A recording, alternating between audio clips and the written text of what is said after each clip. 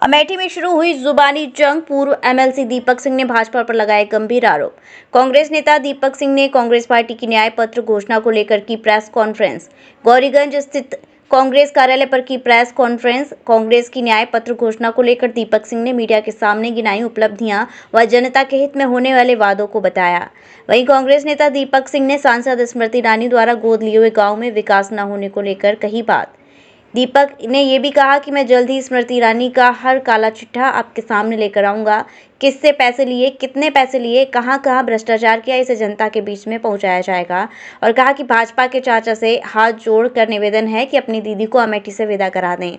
पूर्व एमएलसी ने केंद्रीय मंत्री व सांसद स्मृति ईरानी पर आरोप लगाते हुए कहा कि सांसद महोदय ने अपने द्वारा गोद लिए हुए गाँव में नहीं करवाया है कुछ विकास। कांग्रेस पार्टी ने इस बार का जो घोषणा पत्र है उसे गारंटी के स्वरूप में लागू किया है और हमें गर्व है। ये गारंटी इस बार हिंदुस्तान की जनता ने बनाई है। घोषणा पत्र हिंदुस्तान की जनता ने बनाई है। हम अमेठी वासियों के लिए गर्व का विषय इसलिए है कि हमारे नेता राहुल गांधी जी लगभग 10,000 किलोमीटर चले, पूरे हिंदुस्तान में घूमे और हिंदुस्तान में विभिन्न तरह के लोगों से, हर विधा के लोगों से, हर तरह के लोगों से उन्होंने संपर्क स्थापित किया, संबंध बनाए और उन्हीं से जो राय शुमारी हुई, जो राय निकल कर आई, उसी के आधार पर इस बार का घोषणा पत्र तैयार किया गया है, जिसे कांग्रेस पार्टी ने गारंटी का नाम दिया है। युवा न्याय, महिलाओं के साथ न्याय, श्रमिकों के साथ न्याय और हम लोगों ने इस बार पत्रकारों के साथ भी न्याय की बात की है। जो पत्रकारों को सही खबर चलाने के लिए धमकाया जाता है, डराया जाता है, जेल भेज दिया जाता है या उनकी आईडी छिनवा ली जाती है भाषण देके, उनके मुद्दों पर भी इस बार हमने घोषणा पत्र में बात रखी है। इस बार पूरे किन मुद्दों पर वोट किए जा रहे हैं? अमेठी के लोग, अमेठी की जो वर्तमान में हमारी सांसद हैं, इन्होंने जो झूठ बोला है अमेठी के लोगों से, उस वादा खिलाफी पर इनके वोट करेंगे। इन्होंने सुजानपुर के गांव को गोद लिया है। गांव लिया, जो गोद गांव लिया होता है वो एक मॉडल होता है। इनकी मंशा भी थी उसे दिखाया जाए। वहां पर कुछ विकास नहीं हुआ है, लोगों को आने जाने के लिए सड़कें नहीं हैं। 4 साल से कुछ लोगों की गाड़ियां रोड पर नहीं आ पाई हैं।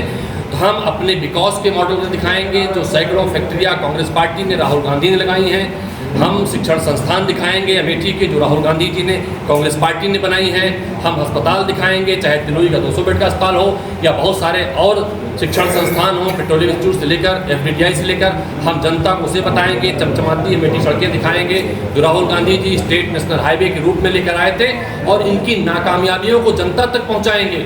इन्होंने ऊंचाहार रेल लाइन बंद कराई, इन्होंने हमारा मेगा फूड पार्क छीना, इन्होंने IIIT बंद कराई, इन्होंने एम्स की सेटेलाइट बंद कराई। तो इन तमाम मुद्दों पर जो मालविका की सेल फैक्ट्री थी उसे नीलाम कराया। इन्होंने वादा किया था अमेठी की जनता से 13 रुपये किलो चीनी देंगे। चीनी की ज्योतियों, इन्होंने वो जो राशन की दुकानों पर सस्ते दर पर चीनी मिलती थी उसे बंद करा दिया। इन्होंने कहा था सस्ते सिलेंडर दिलाएंगे, 300 रुपये सिलेंडर दिलाएंगे, 250 का सिलेंडर दिलाएंगे। सिलेंडर आज कई गुना महंगा हो गया है। सिलेंडर के भाव ठीक उस प्रकार बढ़े हैं जिस तरह से भारतीय जनता पार्टी और स्मृति ईरानी जी का झूठ बढ़ा है।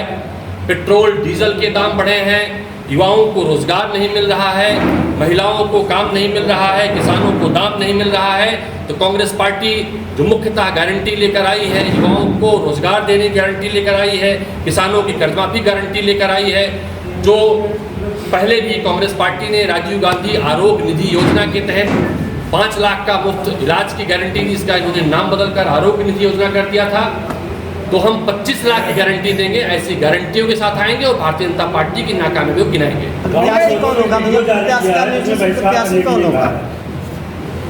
लोकतंत्र में चौथे स्तंभ की मान्यता मीडिया को इसीलिए थी। मैं कभी ऐसी बातें नहीं बोलता था। आप सबको आमंत्रित करूंगा, पप्पू भाई गए थे, आप सभी जाइए, मेरे पास बहुत सारे वीडियो हैं, अगर आप कहें तो मैं सुना देता हूँ।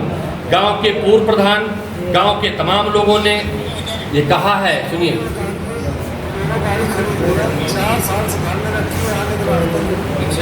ये सुजानपुर के लोग कह रहे हैं कि हमने गाड़ियां खरीद ली, आने का रास्ता नहीं है। गांव के लोग कह रहे हैं कोई काम नहीं किया है। गांव के लोग छप्पर में रहते हैं, भारतीय जनता पार्टी का झंडा लगा के वो पछता रहे हैं हमने भारतीय जनता पार्टी को वोट क्यों दिया।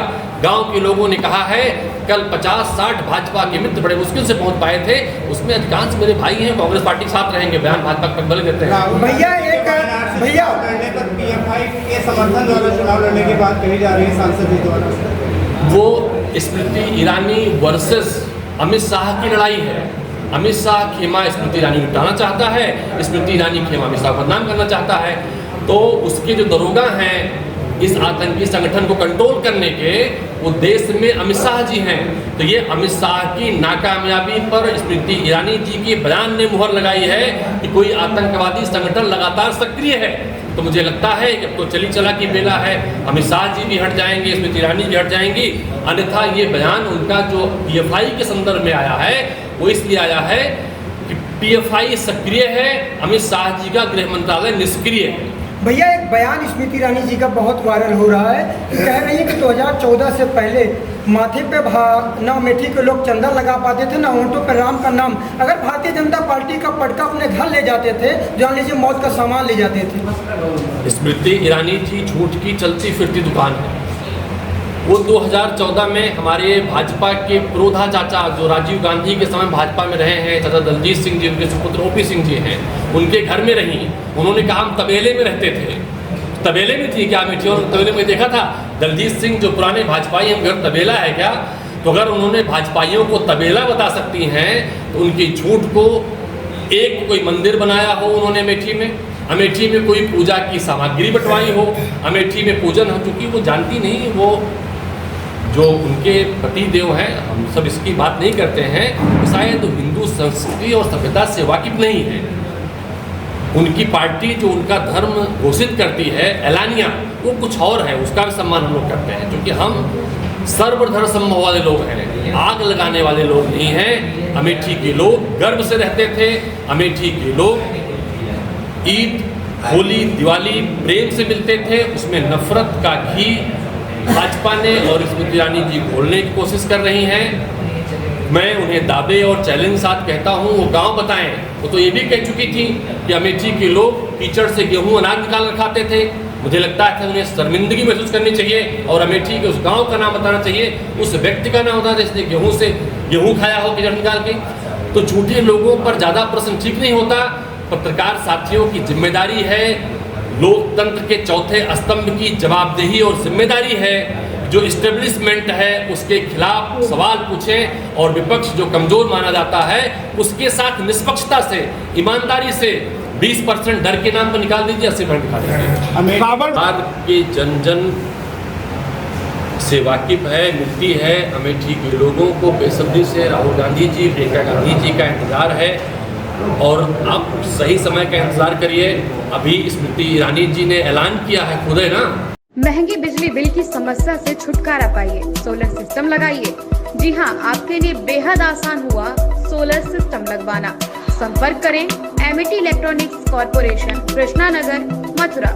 जैसा कि मैंने आपको बताया कि भाई इसका ROI 25% है, यानी 25% का रिटर्न है। इसके हिसाब से देखा जाए तो जो लागत आप लगा रहे हैं वो लागत आपकी 4 साल में निकल आएगी।